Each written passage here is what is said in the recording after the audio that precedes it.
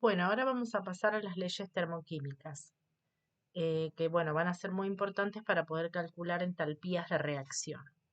La primera es la ley de Lavoisier-Laplace, que es muy antigua, es de 1780. Es una ley que, digamos, explica sencillamente lo que pasa cuando una reacción se da en un sentido o en otro. Es decir, el calor involucrado en una reacción tiene la misma magnitud, pero signo opuesto que el involucrado en la reacción inversa. ¿Qué quiere decir? Que esta reacción del metano en presencia de oxígeno que se combustiona para dar dióxido de carbono y agua, que en realidad es una reacción espontánea, que libera esta cantidad de energía, los 890 kilojoules, para que se dé a la inversa, es decir, que el dióxido de carbono y el agua reaccionen para dar metano y oxígeno, necesitaría para producirse 890 kilojoules. Es decir, que el calor involucrado es el mismo, pero de signo opuesto. Eso es la ley de Lavoisier-Laplace, lo cual, bueno, es bastante lógico, ¿verdad? Entonces, si una reacción química en un sentido va acompañada de un cambio térmico con determinado signo, la reacción inversa irá acompañada de igual cantidad de calor, pero de signo opuesto.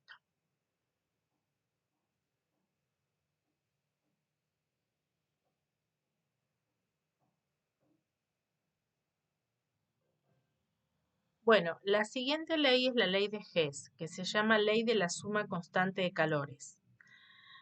Dice que el cambio térmico, es decir, la cantidad de calor involucrado, ya sea presión o volumen constante de una reacción química, es igual si se lleva a cabo en una o en varias etapas. Entonces esto va a ser muy interesante para poder calcular entalpías de reacción de reacciones complejas en las cuales se pueden conocer algunas de las etapas de la reacción. Por ejemplo, esta reacción que sería la formación de agua a partir de hidrógeno y oxígeno gaseoso para formar agua líquida, ¿m? Que tiene esta entalpía de reacción involucrada, podría llevarse a cabo en dos etapas. Una primera etapa en la cual estos reactivos forman agua en estado gaseoso con este valor de entalpía, pero después este agua en estado gaseoso pasa a agua en estado líquido con este valor de entalpía. Entonces, la suma de las entalpías de estas dos reacciones es exactamente igual a esta entalpía de reacción, si se llevara a cabo en una o en varias etapas. Eso es lo que dice la ley de Hess, que el cambio térmico es el mismo y bueno, por supuesto simplemente hay que sumar las entalpías de cada una de las reacciones involucradas. Por eso se la llama ley de la suma constante de calores. Lo que vamos a hacer ahora es aplicar ley de Hess y ley de Lavoisier con un ejemplo. Vamos a suponer acá, nos dicen calcular la entalpía de formación del benceno, que es este compuesto de acá, carbono 6, hidrógeno 6, sabiendo que la entalpía de formación del dióxido de carbono gaseoso es tal, la entalpía de formación del agua líquida es tal, y la entalpía de combustión del benceno es tal. Es decir, estas dos entalpías están tabuladas, que eso, bueno, me olvidé de decirlo antes. Las entalpías de formación de muchísimos compuestos ya están calculadas y están en tablas, es decir, que uno puede ir a buscarlas, digamos, fácilmente. Y estas entalpías, las de combustión, son relativamente fáciles de hallar experimentalmente. Entonces, lo que por ahí es difícil es encontrar la entalpía de formación de algunos compuestos, como sería este caso el del benceno. Entonces, vamos a usar otras entalpías conocidas para tratar de llegar a la entalpía de formación del benceno. ¿Qué sería lo que yo estoy buscando? Estoy buscando la entalpía de formación. Por lo tanto, voy a escribir la reacción de formación del benceno. El benceno tiene carbono e hidrógeno. Por lo tanto, uno de los reactivos es el carbono y el otro será el hidrógeno. Necesitaré 6 carbonos más 3 moles de hidrógeno 2 para formar un mol de benceno líquido. ¿Y qué es lo que estoy buscando? ¿Cuál es la entalpía asociada a este proceso? Es lo que me pregunta el problema. Bien, vamos a ver de qué me puedo valer. La primera reacción que yo puedo escribir es la reacción de formación del dióxido de carbono. ¿Por qué?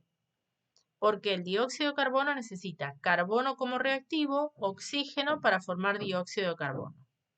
Entonces, como yo necesito el carbono como reactivo en la reacción del benceno, esta reacción me sirve así como está.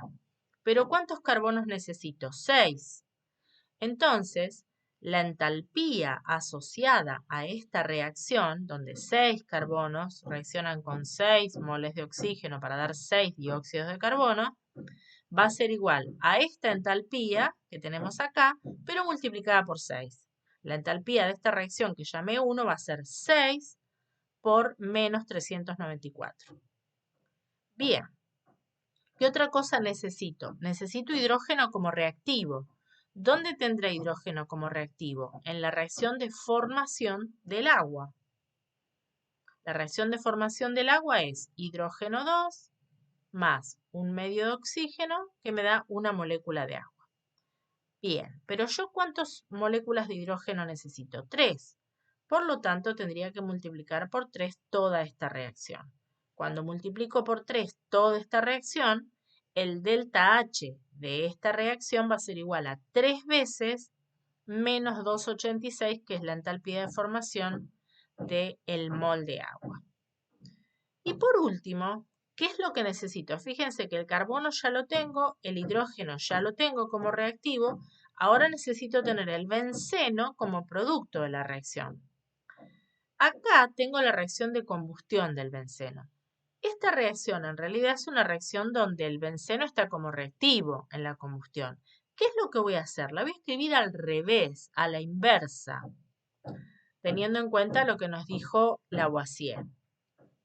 Entonces, la reacción de combustión sería de acá para allá, es decir, el benceno más el oxígeno que reaccionan para dar dióxido de carbono y agua.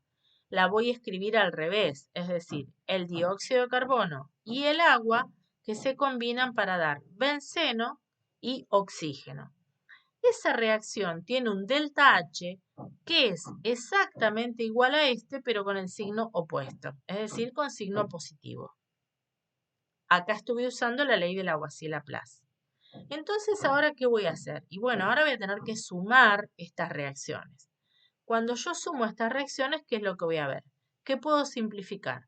Estos 6 moles de dióxido de carbono con estos 6 moles, estos 3 moles de agua con estos 3 moles de agua, y estos moles de oxígeno que me da 15 medios con estos 15 medios. ¿Y qué es lo que me queda? Me queda la reacción que estoy buscando. Los 6 carbonos más los 3 hidrógenos que me dan el mol de benceno. Entonces, el delta H de esta reacción va a ser igual a la suma de delta H1 más delta H2 más delta H3, es decir, las 3 reacciones involucradas para llegar a esta reacción que yo estaba buscando. Esto me da 46 kJ por mol. Acá hemos usado la ley de Lavoisier-Laplace y la ley de Hess para poder resolver este problema, las dos leyes termoquímicas. Esto es muy común que aparezca, por ejemplo, en los parciales. Entonces, otra cosa importante para recalcar acá es que cuando uno conoce los delta H de formación de los reactivos y los productos, la ley de Hess se transforma en esto, donde uno puede decir que la entalpía estándar de una reacción es la sumatoria, este signo es la sumatoria, de N, que es el número de moles, por la entalpía de formación de los productos, menos la sumatoria de N, que es el número de moles, de la entalpía de formación de los reactivos. ¿Esto cuándo me va a servir? Cuando yo conozco las entalpías de formación de los productos y las entalpías de formación de los reactivos, que si no son moléculas muy complejas, normalmente están en las tablas de valores termodinámicos.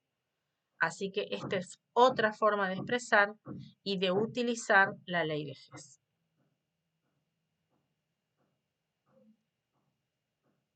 Experimentalmente, ¿cómo medimos la entalpía? Bueno, tenemos herramientas, tenemos equipamiento que nos permiten hacer algunas mediciones experimentales. Una de las más importantes es el uso de la bomba calorimétrica. La bomba calorimétrica nos permite llevar a cabo reacciones de combustión a volumen constante. Se coloca una muestra adentro de un recipiente que después va a ser encendido, por eso que hay una forma de encender la muestra, que sería esta piecita, digamos, que va a encender la muestra para que se queme. Esta cápsula, este recipiente que contiene la muestra, va a estar sumergido, a su vez todo cerradito, sumergido en una gran cantidad de líquido. Generalmente se utiliza agua. Además va a haber a este recipientito un ingreso de oxígeno porque nosotros lo que vamos a producir acá es una combustión, por lo tanto necesitamos que haya oxígeno. Después vamos a tener un agitador para homogeneizar la temperatura dentro de la bomba calorimétrica y vamos a tener un termómetro para registrar la temperatura inicial y la temperatura final del proceso después de haberse producido la combustión. Cualquier muestra que se quema va a liberar calor. ¿Y ese calor a dónde va a ser transferido? Al agua que rodea la muestra y también a la misma bomba calorimétrica, al material de la bomba. Entonces, el calor ese se va a poder calcular perfectamente, sin ningún problema. Tienen incluso algunos ejercicios para hacer en la guía con este tema. Entonces, ¿para qué se utiliza la bomba calorimétrica? Por ejemplo, para encontrar el valor nutricional en calorías de los alimentos. Se los somete a una combustión y eso se traduce como calorías nutricionales, por ejemplo. Que por supuesto no siempre coinciden con lo real. ¿Por qué? Porque cuando nosotros quemamos la muestra, estamos también combustionando, por ejemplo, algunos hidratos de carbono que no los asimilamos, que nosotros no somos capaces de asimilarlos. Así que eso no siempre coincide con el valor calórico real que puede tener un alimento. Otra forma de hacerlo, y que de hecho esto lo hacemos a veces en el laboratorio, es a presión constante. Un proceso a presión constante que se puede llevar a cabo en un termo, por ejemplo, porque esto que dice vaso aislado, esto puede ser un termo y nosotros adentro llevar a cabo una reacción química y medir los cambios de temperatura que ocurren. Simplemente se necesita un agitador y un termómetro. Así que esto es un calorímetro mucho más casero, que sería un termito, donde la reacción es a presión constante, o sea, trabajamos a presión atmosférica. Este es un equipo más sofisticado, digamos. Pero en cualquiera de los dos, nosotros podemos hacer cálculos de entalpías de reacción. Esto sería entalpías de combustión, se usa más que nada para eso, y estos pueden ser reacciones químicas. Bueno, desde el punto de vista de los alimentos, digamos, ya nosotros sabemos, incluso por las otras materias que estamos cursando, que la mayor parte de la energía que los organismos necesitan, que nosotros utilizamos, proviene de los carbohidratos y de las grasas. Las reacciones globales que se llevan a cabo, si bien se hacen en varias etapas, terminan siendo reacciones de combustión, donde, por ejemplo, un azúcar como la glucosa, en presencia de oxígeno, va a sufrir una combustión y se va a transformar en dióxido de carbono y agua. Esta reacción tiene una entalpía de combustión asociada de menos 2.803 kJ por mol. Es decir, que esta reacción libera energía. El valor energético promedio de los hidratos de carbono es de más o menos 4 kilocalorías por gramo. Cuando uno lo traduce a los joules, a calorías, y en vez de trabajar con moles, trabaja con gramos, más o menos lo que nos pueden aportar, por eso acá dice valor energético promedio, los hidratos de carbono que somos capaces de asimilar es de 4 kilocalorías por gramo. Hay algunos que no los asimilamos, por ejemplo la celulosa. es un hidrato de carbono también, en la bomba calorimétrica se va a combustionar, pero nosotros no somos capaces de utilizarlo. Entonces, no es una fuente de energía para nosotros. Las grasas son las fuentes de energía por excelencia, ¿sí? Porque las grasas en su combustión, acá hay un ejemplo, por ejemplo la triestearina, que es un triglicérido, en presencia de oxígeno también se transforma en dióxido de carbono y agua, pero lo hace con una liberación de energía muy superior a la de los hidratos de carbono. Libera 75.520 kilojoules por mol. Cuando esto se traduce a kilocalorías por gramo, pasa a ser 9 kilocalorías por gramo de grasa, más del doble de lo que nos aportan los hidratos de carbono. Las proteínas también son capaces de aportar energía, por supuesto, a un valor muy similar al de los hidratos de carbono. Pero en realidad las proteínas no las deberíamos utilizar como fuente de energía, porque las proteínas tienen otra función en el organismo, que es justamente generar nuestras propias proteínas. Entonces, esa es la función principal. Si no hay ingreso de otro tipo de macromolécula en el organismo, no le va a quedar otra alternativa que utilizar las proteínas como fuente de energía. Pero digamos que no correspondería que ocurriera esto. Por esto es que la alimentación tiene que ser balanceada para que esto no ocurra. Digamos, para que el cuerpo no tenga que metabolizar proteínas para generar energía, ya que el cuerpo las utiliza como materiales de construcción. ¿eh? Nosotros acá, la próxima, lo que vamos a ver es lo que nosotros observamos en un alimento. En un alimento que miramos la tabla de información nutricional, fíjense que generalmente aparece el valor energético en kilocalorías y también está apareciendo en kilojoule. Esto simplemente me habla de la relación kilocaloría a kilojoule, que ya la vimos. Una caloría es 4,18 joules. Entonces, bueno, de ahí sale esta relación. Y después aparece la cantidad de carbohidratos, la cantidad de proteínas, la cantidad de grasas. En el caso de las grasas, se tiene que especificar la diferencia entre saturadas, grasas trans y grasas monoinsaturadas o poliinsaturadas. Eso más adelante se verá, en otras materias no nos vamos a detener. Y después aparece lo que es fibra y algunos minerales.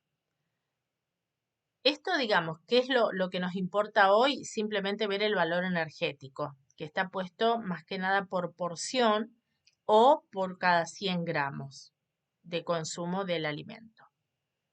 En la siguiente hay una tabla, que es una tabla que puse tomando como referencia los valores que aparecen en unas tablas hechas en Argentina. En esta página la pueden buscar, que es una página de la Universidad Nacional de Luján. Por eso tiene alimentos que por ahí son comunes, que comamos nosotros, que por ahí no aparecen en la bibliografía más extranjera, digamos. Así que bueno, esto es simplemente para tener una idea de las kilocalorías cada 100 gramos que aportan los distintos alimentos. Y por ahí ver la importancia que tiene los productos grasos en cuanto a ese aporte. Por ejemplo, la manteca, vemos acá cómo se destaca, sobre todo porque es más de un 80% de grasa la manteca. Por ejemplo, también vamos a ver cómo se destaca la palta dentro de otras frutas. ¿Por qué? Porque tiene un alto contenido en aceite, la palta, respecto a otras frutas que tienen contenidos muy bajitos. En el caso de las papas fritas es un valor también un poquito alto y eso es justamente proveniente del aceite. Lo mismo pasa en el maní. El maní es otra fuente de grasas, son grasas de buena calidad, pero desde el punto de vista energético es un valor alto. Bueno, después aparece el pollo, la carne, que tienen más o menos el mismo valor. Y aparecen los dulces, como un dulce de leche o una mermelada, que tienen un aporte importante, obviamente, por el gran contenido de azúcar. Y acá aparece una galletita, que bueno, que somos muy consumidores, por ejemplo, las famosas ópera nuestras, que fíjense que tiene un valor de kilocalorías muy alto. Esto es solamente para tener una idea, nada más. Bueno, en esto, digamos, esto ustedes lo están viendo en otras materias también, pero digamos que es lo importante recordar acá, que si nosotros consumimos alimentos con digamos, que tienen un exceso de contenido energético y no lo gastamos, el cuerpo lo va a almacenar a ese exceso y lo va a almacenar como grasa. ¿eh? Por eso, digamos, tiene que haber un balance también entre lo que consumimos y lo que nosotros gastamos de energía en nuestras actividades.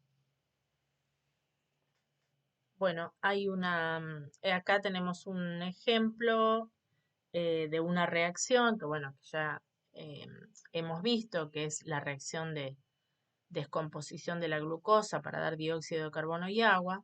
Digamos, esa glucosa puede provenir en un organismo vivo, puede provenir de un ingreso de un alimento o puede provenir, por ejemplo, de la descomposición de glucógeno. Nosotros somos capaces de almacenar glucógeno en el hígado y en los músculos, que es una reserva de glucosa. El glucógeno por hidrólisis, es decir, cuando esa cadena, es una cadena larga de muchas moléculas, se rompe por este proceso que se llama hidrólisis, genera glucosa. Esa glucosa en el organismo sigue una ruta metabólica compleja hasta que llega realmente a estos compuestos simples que son el dióxido de carbono y agua. Y cuando lo hace, va involucrando reacciones con distinta entalpía, según el proceso. Si ese proceso se llevara a cabo en una bomba calorimétrica, es decir, que la glucosa sufriera una combustión para dar dióxido de carbono y agua, que sería un proceso único, una reacción única, el delta H involucrado sería el mismo. El delta H de combustión de la glucosa en una reacción química llevada a cabo en la bomba sería este.